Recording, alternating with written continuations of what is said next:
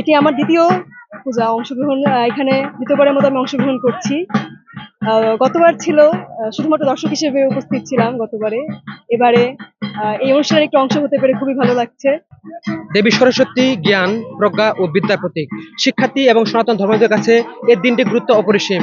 আমরা মনে করি যে সরস্বতী দেবীর আরাধনার মাধ্যমে আমাদের মনের যে অন্ধকার সেটা আমাদের দূর হবে এবং আমাদের শুভ বুদ্ধি উদয় হবে এবং আমাদের সমাজের সকল জড়া বা জীর্ণ বা যত সমস্যা আছে সকল থেকে আমরা মুক্তি পাবো। আজকের এই আয়োজন অনেক ভালো লাগছে, আমরা অনেক আনন্দিত। আসলে ক্যাম্পাসে বড় পরিসরে পূজা হচ্ছে, এখানে আমরা ছাত্রছাত্রী, শিক্ষক, তারপরে আশেপাশের লোকজন সবাই আসবে।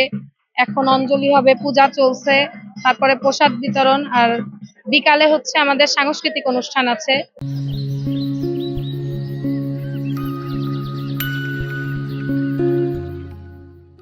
আজকে সনাতন ধর্মাবলম্বীদের অন্যতম ধর্ম অনুষ্ঠান শ্রী শ্রী সরস্বতী পূজা অনুষ্ঠিত হচ্ছে। এই পূজাটি হলো আসলে আমাদের যিনি মা সরস্বতী, ইনি হলেন বিদ্যার দেবী, বিদ্যার অধিষ্ঠাত্রী দেবী। বিশেষ করে যারা শিক্ষার্থীরা আছেন, তারা তার পূজা করে থাকেন। তাকে শ্রদ্ধা স্মরণ স্মরণ করে থাকেন আহ, বিদ্যা লাভের জন্য, যাতে তাদের বিদ্যা, জ্ঞান এবং আরো আরো ভালো হতে পারে, যেন দেশ দেশ থেকে দেশের বাইরে ছড়ে যেতে পারে তাদের বিদ্যা। এই জন্য প্রকৃতপক্ষে পূজা করা হয়ে থাকে। তো ইসলামী বিশ্ববিদ্যালয়ে আমাদের এই প্রথম সরস্বতী পূজা। তো সরস্বতী পূজায় যে এত ইসলামী বিশ্ববিদ্যালয় বললে আসলে অনেকে মনে করে হয়তোবা সেখানে শুধু ইসলামী স্টাডিজ গুলাই চর্চা করা হয়, কিন্তু এখানে যে হিন্দু ধর্মাবলম্বী শিক্ষার্থীরাও তাদের এই পূজা পার্বণ ইত্যাদি সব অর্চনাগুলো করতে পারে, এগুলা দেখে আসলে আমি অভিভূত। হিন্দুদের যে পূজা পার্বণ যে প্রকৃতির সাথে সম্পৃক্ত, প্রকৃতি পূজাটাই হচ্ছে হিন্দুদের মূল বিষয় বা সনাতনীদের মূল বিষয়। কাজেই প্রকৃতির সাথে ওতপ্রোতভাবে ভাবে মানুষের যে জীবনযাপন এবং সেই জীবনযাপনে যে মানুষকে সাত্ত্বিক হতে হয় এবং যেটা করতে সংযমী হতে হয় এবং ভালো মন্দের দ্বন্দ্বের মধ্যে থেকে সবসময় ভালোটাকে বাছাই করতে হয়, সরস্বতী দেবী সেটি শিখিয়ে দেন বা অনুপ্রেরণাও সেইভাবে দেন। আর ছাত্ররা যেহেতু ব্রহ্মচর্য পালন করে 24 বছর বয়স পর্যন্ত, এখানে তাদের জীবনে এক ধরনের পরিশুদ্ধ জীবনযাপন জরুরি।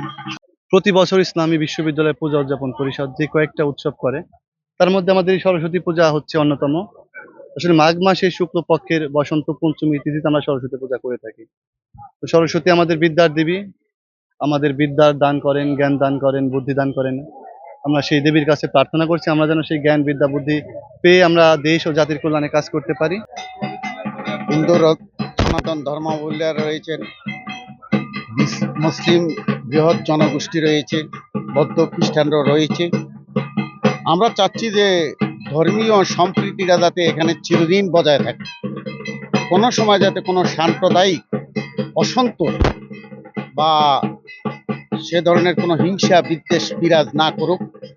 আজকের এই বিদ্যাদেবী সরস্বতীর যে পূজা, সেখানে আমি হিন্দু ধর্মাবলম্বী এবং সনাতন ধর্মাবলম্বীদেরকে পূজার শুভেচ্ছা জানাচ্ছি। আমি প্রফেসর ডক্টর অরবিন্দ সাহা, সভাপতি পূজা উদযাপন পরিষদ, ইসলামী বিশ্ববিদ্যালয় কুষ্টিয়া।